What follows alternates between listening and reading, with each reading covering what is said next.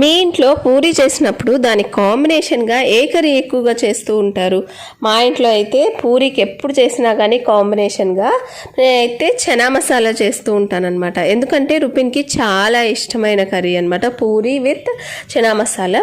కానీ ఎప్పుడు చనా మసాలా చేయాలంటే కొంచెం బోరింగ్గా ఉంటుంది. అందుకనే నేను ఏం చేశానంటే ఈసారి పచ్చి బఠానీలతో కర్రీ చేద్దామని ట్రై చేశాను అనమాట. పచ్చి బఠానీలు అంటే ఫ్రోజన్వి అనుకోవద్దు, నేనైతే ఫ్రెష్ పచ్చి బఠానీలు తీసుకొని వచ్చి అవి చక్కగా ఒలిచేసేసి నేను ఏం ఫ్రీజ్ చేయలేదు, ఫ్రెష్గా తెచ్చి ఫ్రెష్గా కుక్ చేస్తూ ఉన్నాను అనమాట. సో ఈ పచ్చి బఠానీలను అయితే ప్రెషర్ కుక్ చేస్తున్నాను. ఒక 2 విజిల్స్ నార్మల్గా అయినా కుక్ చేసేసుకోవచ్చు, మనము కొంచెం వాటర్ యాడ్ చేసుకొని ఫాస్ట్గానే కుక్ అయిపోతాయి. సో నేనైతే ఫాస్ట్గా అయిపోవాలని 2 విజిల్స్ పెట్టేస్తాను అనమాట. కర్రీ అంటే చాలామంది ఏం చేస్తూ ఉంటారంటే ఆ రిచ్నెస్ రావడానికి క్యాష్నట్ పేస్ట్ని అయితే యూజ్ చేస్తుంటారు. అంటే జీడిపప్పు కొంచెము వాటర్లో నానబెట్టేసి దాన్ని పేస్ట్ చేసి వేస్తుంటారు. నేను వేస్తుంటాను చాలా వాటిల్లో. కానీ ఇలా ఎప్పుడైనా ట్రై చేయండి. ఆ రిచ్నెస్ కోసము డ్రై రోస్ట్ చేసుకోవాలి. దీంట్లో వేరుశనగపప్పు కొన్ని, అలాగే ఒక 1 టేబుల్ స్పూను నువ్వులు, అలాగే ఒక 1 టేబుల్ స్పూను పుచ్చపప్పు, అలాగే కొంచెం ఎండు కొబ్బరి, ఇవి 4 కూడా డ్రై రోస్ట్ చేసుకోండి. అన్ని 1 టేబుల్ స్పూను డ్రై రోస్ట్ చేసుకొని దాన్ని మిక్సీ పట్టేశారనుకోండి, వాటర్ వేసుకొని చాలా రిచ్గా ఉంటుంది. అండ్ అలాగే వేరుశనగపప్పు, అలాగే నువ్వులు, ఇవన్నీ వచ్చేసి మనకి హెల్త్కి కూడా చాలా మంచిది.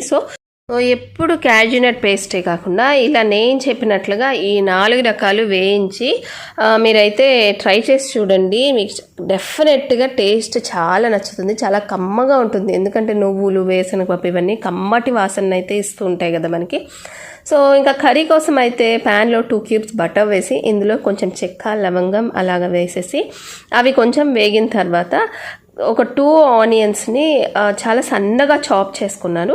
అందులో కొంచెం ఉప్పు, పసుపు, అలాగే అల్లం, వెల్లుల్లి, పచ్చిమిర్చి, ఇవి 3 కూడా ఫ్రెష్గా అప్పుడే దంచేసేసుకొని వేసుకొని ఇక ఇందులోకి గ్రేవీ కోసం అయితే టమాటా ప్యూరీని అయితే యాడ్ చేశాను. ఒక 2 పెద్ద టమోటాలను అయితే మనము మిక్సీ జార్లో ప్యూరీ చేసేసుకొని ఇందులోకి అయితే యాడ్ చేసేసుకోవాలి. ఇక పచ్చి టమాటాలే కాబట్టి కొంచెము ఈ టమాటా పేస్ట్ అనేది బాగా కుక్ అయిపోవాలన్నమాట. అంటే సైడ్స్ నుంచి ఆయిల్స్ రిలీజ్ అయ్యేంత వరకు వదిలేసేసామంటే మనకి పచ్చి వాసన అంతా పోయి టమాటా, ఆనియన్ ఇవన్నీ చక్కగా కుక్ అయిపోతాయి. ఇక ఇందులోకి మనకు కావాల్సిన స్పైసెస్ యాడ్ చేసుకోవచ్చు. నేనైతే కొంచెం పచ్చిమిర్చి వేసాను కాబట్టి ఒక 1/2 స్పూన్ కారం వేసాను. అలాగే కొంచెం ధనియాల పొడి 1 టేబుల్ స్పూను, అలాగే జీలకర్ర పొడి 1 టీ స్పూను, అలాగే కొంచెం గరం మసాలా, ఇవన్నీ వేసేసి మసాలాలన్నీ బాగా కలిసేలాగా అయితే మిక్స్ చేసేసుకొని ఫైనల్గా నేను ఏం చేశానంటే ఆల్రెడీ నేను పేస్ట్ చేసి పెట్టుకున్నాను కదా కొంచెం వేరుశనగపప్పు, నువ్వులు. సో ఈ పేస్ట్ని అయితే ఈ స్టేజ్లో యాడ్ చేసేసి కొంచెం వాటర్ వేసేసి కన్సిస్టెన్సీని అయితే అడ్జస్ట్ చేసుకున్నాను.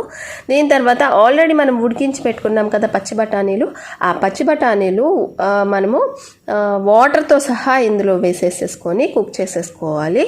సో ఇలాగా వాటర్తో సహా వేసుకున్న తర్వాత లిడ్ క్లోజ్ చేసుకొని ఒక 5 మినిట్స్ కానీ వదిలేసామంటే ఈ పచ్చి బఠానీలు అన్నీ ఈ కర్రీలో ఉన్న స్పైసెస్ అన్నీ కూడా పట్టుకుంటుందన్నమాట.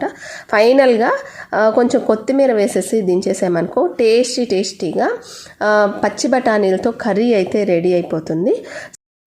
సో ఈ కర్రీ అయితే నార్త్ ఇండియన్స్ ఎక్కువ చేసుకుంటూ ఉంటారనమాట. అంటే వాళ్ళు మటర్ అంటూ ఉంటారు కదా, సో పన్నీర్ మటర్, వెజ్ మటర్ అలాగా చాలా కర్రీస్ చేసుకుంటూ ఉంటారు. మన సైడ్ అయితే పూరీకి కాంబినేషన్గా మనం ఎక్కువ ఈ ఆలుతో మసాలా చేస్తూ ఉంటాం కదా, సో ఆలుగడ్డ మసాలానే చేస్తూ ఉంటాం. కానీ ఈ పచ్చి బఠానీలతో ఇలాగ మటర్ కర్రీస్ అనేది మన సైడ్ చాలా తక్కువ. సో ఒక్కసారి ఎప్పుడైనా మీ ఇంట్లో పూరీ చేసినప్పుడు ఈ మటర్ కర్రీ, పచ్చి బఠానీల కర్రీని అయితే డెఫినెట్గా ట్రై చేయండి, డెఫినెట్గా నచ్చుతుంది.